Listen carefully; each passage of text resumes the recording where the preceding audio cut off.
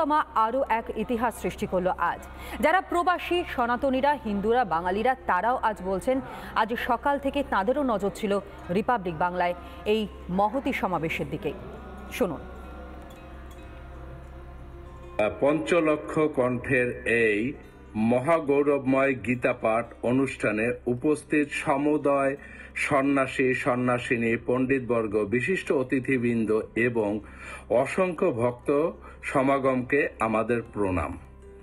Global Bengali Hindu প্ল্যাটফর্মের পক্ষ থেকে আমরা সনাতন সাংস্কৃতিক সংঘকে এই মহাকাব্যিক, ভক্তিময় এবং ঐতিহাসিক আয়োজনের জন্য আন্তরিক অভিনন্দন জানাই।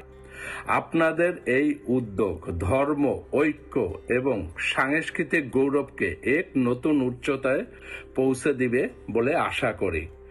গ্লোবাল বেঙ্গলি হিন্দু প্ল্যাটফর্মের পক্ষ থেকে আপনাদের সবাইকে প্রণাম এবং আপনাদের সবাইকে আমন্ত্রণ জানাচ্ছি গ্লোবাল বেঙ্গলি হিন্দু প্ল্যাটফর্মের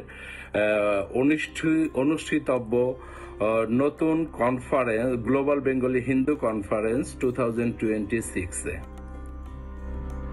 আজকে ব্রিগেডে 5 লক্ষ ভক্তের সমাগমে যে গীতাপাঠ অনুষ্ঠিত হচ্ছে, এই জন্য আপনাদের সবাইকে ধন্যবাদ জানাচ্ছি এবং স্বাগত জানাচ্ছি।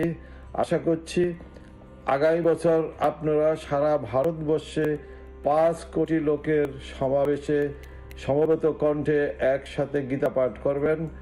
আপনাদের সবাইকে ধন্যবাদ, নমস্কার।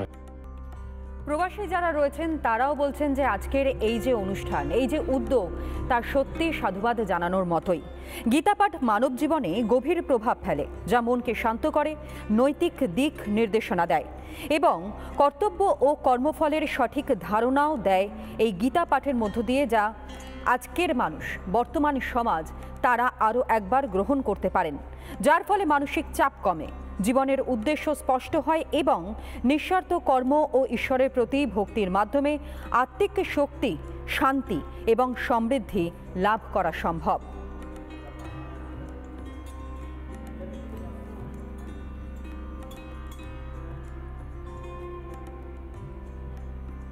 পাঁচ লক্ষ কণ্ঠে গীতাপাঠ, ব্রিগেড প্যারেড গ্রাউন্ড, কুরুক্ষেত্র ময়দান।